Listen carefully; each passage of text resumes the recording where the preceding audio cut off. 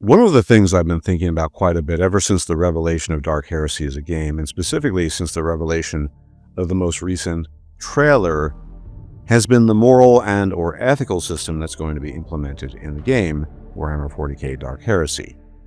Now, if you played any Owlcat game in the past, you know that they all have some pretty technical and thorough moral systems in their games, not least of which because, well, the settings they tend to cover, thus far at least, are settings that do have these deep moral systems attached to them. So for example, even in their first game, you had a lot of decisions that could be classified as lawful evil, chaotic good, neutral good, chaotic evil, this sort of thing, right? And even when you were ruling your kingdom, you had to make decisions that were sometimes more in line with one type of alignment as opposed to another, and vice versa. And then, of course, if we come to Wrath of the Righteous, well, that game's all about alignment at the end of the day, because some of the mythic paths are all about a particular sort of alignment. For example, if you decide to become a demon, you better believe you're going to be very chaotic and very evil. Some are a bit more loose. Lich is, for example, just evil. Doesn't necessarily mean you're lawful, neutral, or chaotic. Then, of course, you have Aeon, which would be just pure lawful neutral, Angel, lawful good, versus Azata, chaotic good, etc., etc. So all the Pathfinder games, for obvious reasons, because Pathfinder is an extension of D&D, have D&D alignment etched into them. Makes perfect sense, right? And then when we come to Rogue Trader, we have a different system, which is the system of heretical, dogmatic, or iconoclast, which all is, of course, very different from a Pathfinder/D&D alignment system, all things considered. But nonetheless, if you played Pathfinder, especially if you played the entire game, you know that the quote-unquote alignment or the path you go down, whether it's primarily heretical, dogmatic, and or iconoclast, all this has a very important influence on the end of the game, on certain decisions you make during the game, on companions to varying degrees, etc., etc. Now, the question, of course, that arises from all of this is, since this has been basically the normal state of affairs with Owlcat when it comes to their games, having some kind of moral or ethical system, what will that system be in Dark Heresy? Now, it goes without saying that everything I'm talking about now is speculative. This is not some sort of insider information I've access to. If I'm proven right about my speculation, then I'll be glad for it. And if I'm proven wrong, then I was wrong and I will concede that. But nonetheless, this is all theory crafting and speculation. However, in the most recent trailer, they basically give us a big hint, more or less telling us what the moral system is going to be about, and that is the conflict between the Puritan and the Radical within the context of the organization of the Inquisition. Now, you actually get told this during the course of playing Rogue Trader in a conversation with Heinrichs, but basically, and this is not really much of a spoiler, but basically the Inquisition, to nobody's surprise, I would think, is not a uniform organization. There is not one creed that everyone believes in, although I suppose you could make the argument, and we'll get to that in a bit, there is one, but in general, everyone kind of has their own path that they go down in an effort to protect the Imperium and to revere and support the God Emperor. And the thing is, that might be the only thing that they all agree on, the idea that the God Emperor and humanity should be put first. Although even there's some people that are deviant if you look into the nitty-gritty details. And in general, it is a conflict between those who are puritanical and those who are radical. Now, puritanical is, put simply, the belief that the only way that you can forward the goals of humanity and support the God Emperor is to rigidly stick to imperial dogma and imperial creed and not deviate from that. And within the puritanical branches of the Inquisition, there are, of course, you could argue, different sects or sub-organizations and belief systems. On the other hand, you have the radicals, who also believe, for the most part, in supporting the Imperium, humanity, and the Emperor, but they think that sometimes the ends justify the means, and the ends can be very varied for radicals. The ends can mean making use of warp-affected weapons and technology, or in the case of some, it could be making use of Xenos technology, or even aligning with Xenos and trying to learn from Xenos, etc., etc. And so radicals believe, just as the Puritans do, that the Empire, humanity, and the God Emperor should be revered and supported, It's just that they differ in how they approach this. And the problem, of course, is the Puritans don't exactly approve of the radical procedures, and the radicals think that the Puritans are naive, and therein lies the rub. Based on my reading, of course, I am a neophyte to 40K at the end of the day, but the general gist of this within the context of the Inquisition is that almost everyone starts out as a Puritan, but over time, due to the stresses and the exposure to the horrors of, you name it, Xenos, the warp, the universe, and just the trials and tribulations of being within the Inquisition, whether it's as an acolyte or an inquisitor proper, generally lose sight of your puritanical views because you realize it just doesn't work in any practical way. And then you start saying to yourself, as a member of the Inquisition, this doesn't work anymore, but if we make use of this technology, or this bit of warp sorcery, or this bit of forbidden lore and or information, we can not only help humanity, we can help them even more. And thus begins, so to speak, the career of a radical, because oftentimes radicals, based on what I've read and heard, are not even aware of their transition into radicalism. It's a bit like the governess of Janus, who isn't really, initially at least, aware of her being a slave to Slaanesh and serving the ruinous powers. In fact, she tries to justify what she's done as a service to the Empire when you confront her about it. So oftentimes, these radicals are not aware of it, and what they do often borders on heresy, at least in the eyes of the Puritans. And so I think, fundamentally, the crux of the moral system, in the context of Dark Heresy, is going to be all about the difference between the Puritan and the radical. And as I pointed out, there are many different factions and belief systems within the puritanical branch, as there are within the radical branch. Now, there are too many to name here, and there's way too much information about it to cover in a short video like this. Maybe I'll cover it at a later date. I'm no expert, but I'm happy to do so. But to give you a little bit of a sense of what's going on here, I can talk about some of them, the ones I think are going to be most important and relevant to the game. Now, let me repeat myself in the sense that this is just my speculation. I have no inside information, nothing of the sort.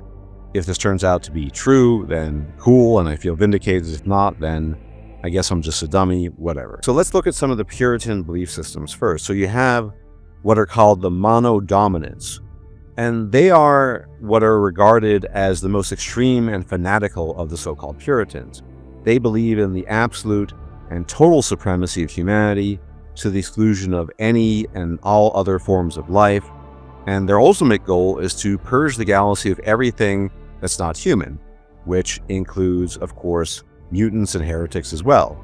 And so, for example, they have a zero tolerance policy concerning Xenos, so you're not really allowed to tolerate them or interact with them or cooperate with them, even if there's a greater goal in mind, which is a bit weird considering you do have Xenos in your party in Dark Heresy, so maybe the mono-dominance will not be a path you can go down, but you might come into conflict with them. You have in general a zero-tolerance policy towards anything warp-related or chaos-related, and Inquisitors and members of the Inquisition who believe in the mono-dominant philosophy are willing to purge entire worlds if need be, if there is even just a smidgen of heresy in their eyes. And they are, in some sense, allegedly atheistic, as in they believe in the idea of the God Emperor, but they believe more in the idea rather than him as a living God. Their ultimate goals are about humanity itself and dominating the galaxy as human beings. And then you have another branch, and I think this is probably the one that you can lean to more likely, at least, as a protagonist in Dark Heresy, and these are the Amalathians. And the Amalathians' big thing is they believe in the stability and maintenance of the Imperium's current power, structure, and status quo, in the sense that they need to maintain this at all costs, stick to the Imperial Creed to do so. Now again, this is all based on what I've read and listened to over the last couple of weeks. I'm no expert. If I make a mistake, correct me. These things happen. But the Amalathians are basically pragmatic Puritans at the end of the day, willing to go pretty far, but probably not as far as the mono-dominants. And since we're operating from out of the Calixis sector, we also have this branch called the Templars Calixis, who are pretty famous within the Calixis sector, And their big thing is watching out for heresy and being vigilant and making sure that no heresy arises. And of course, they are pretty intolerant in general. And then you have the Thorians, whose belief system is largely predicated on the Emperor himself. And they're looking for ways that might facilitate how the Emperor might be reborn, with his own consciousness, obviously, into some new body or vessel or what have you. So they're basically looking for the Messiah, some Messiah vessel that will be inhabited by the Emperor. And so even though the Thorians are willing to dabble into places and areas that are considered somewhat heretical or radical, they're not really considered radicals based on my understanding, because they still are dedicated to the Emperor. In fact, they want to resurrect the Emperor effectively. A lot of other Puritans don't really think they're cool and actually regard them as very dangerous and heretical. So in terms of the factions that I mentioned, you have the Monodominants, who believe in total galactic human domination. You have the Amalathians, who believe in the Imperium's stability. You have the Templars Calixis, whose big thing is vigilance against heresy. Thorians, who are all about the rebirth of the Emperor. And they all have different opinions and views and methods as to how to approach these goals within the respective beliefs. Now, when it comes to radicalism, and I'm definitely not listing all of them, there are even more, vastly more schools of thought than there are when compared to the Puritans. Probably because it's the very nature of the radical to have deviant thoughts, and so that gives birth naturally to different ways of thinking about things. So again, the list I'm giving you and my descriptions are not meant to be exhaustive. I am the beginner here. I'm sure many of you are lords and masters of 40k lore, but let's give it a go. So in the radical factions, you have, for example, the Recongregationists. And their basic belief is that the Imperium is corrupt, it's bloated, it's inefficient, it's falling apart. It's essentially a corpse of a state, as it were. And humanity itself is failing. And so they see their role as basically that of the revolutionary. They are revolutionaries. They want to tear everything down and rebuild it. And the way they approach it is not anarchic or anything. They don't want chaos. They do it in a very pragmatic fashion. They want to be organized. They want to manipulate things in a way such that things still can function. But ultimately, their goal is to tear it all down, because they just think that the current state of the Imperium of Man is too far gone and cannot be saved. Then you have the Xenohybrists. Now, the Xenohybrists are a branch of the Inquisition radicals who think that alien technology and alien history are effective tools that ought to be mastered, understood, and actively applied so as to support the Empire and make sure that the Imperium not only persists, but in a sense, so that it improves. And they think that, for example, the Puritan demand to exclude everything that might be Xenos as evil and worthy of destruction is silly and stupid. And so to that end, they engage in all kinds of quote-unquote heretical research when it comes to Xenos technology. And it might be as simple as making use of Eldar technology, Drukhari, weapon. They might make use of a recruit mercenary in their personal warband. And we actually see this in Dark Heresy, which is why I personally think that our Acolyte might be leaning very heavily towards the Xenohybrist creed, but we don't know. Ultimately, it's my speculation. But obviously, the Puritans don't like them because they not only collect and make use of Xenos technology, they actively cavort and have dealings with Xenos. Then you have Isvanism, which entails the belief that the way to preserve and save the Imperium is through conflict and war, which is to say, that which does not kill you makes you stronger. And so they're always pushing for war and conflict, death and destruction, and weeding out the weak. They're basically the social Darwinists, the Isvanists, that is, of the Inquisition, and they are a faction of radicals because they definitely clash to varying degrees with some of the Puritans, because the Puritans are not so much into the social Darwinism and are certainly not into fomenting conflict for the sake of it, because they believe that conflict in itself is good and helps preserve the Imperium, makes it strong. That's where the radicalism comes into play. Last but not least, the Xanthists and or the philosophy of Xanthism, which is basically in a nutshell a philosophy of the ends justify the means, and above all, the ends justify the means in terms of making use of warp, sorcery, warp-based technology, demon-possessed objects, even going so far as to making use of demon hosts and what have you. And they are obviously regarded as super heretical by the Puritans, but they honestly believe that they can harness the power of the warp, harness the power of chaos, and turn it against itself, as it were. And a lot of them, I would reckon, and I'm no expert, are probably fools. It seems to me most humans who even attempt this ultimately fail.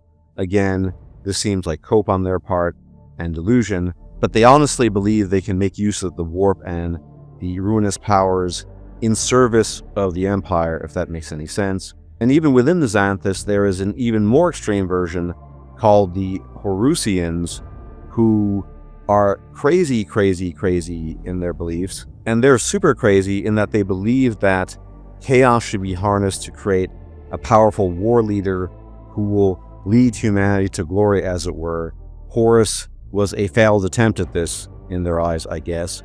And they are considered, I think, the most radical and craziest and most heretical of all the factions within the radical schools of thought, because they literally think that you can use chaos and should use chaos to raise up a powerful leader.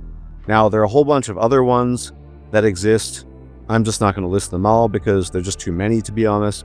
And basically what I'm trying to do is convey to you that within the context of Dark Heresy, you are almost certainly going to have this conflict of the Puritan versus the Radical, and then within the different factions of the Puritan and the Radical, you're going to have further conflict. And I suspect you might end up having branching trees within the game, which allow you to further emphasize one path of radicalism versus another path, or one path of Puritanism versus another, and it will have, of course, an impact on the game itself and how things ultimately play out.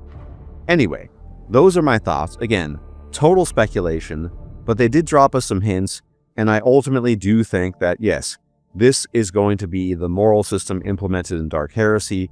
It's going to be about the Inquisition and the Radical versus Puritan schools of thought within the Inquisition.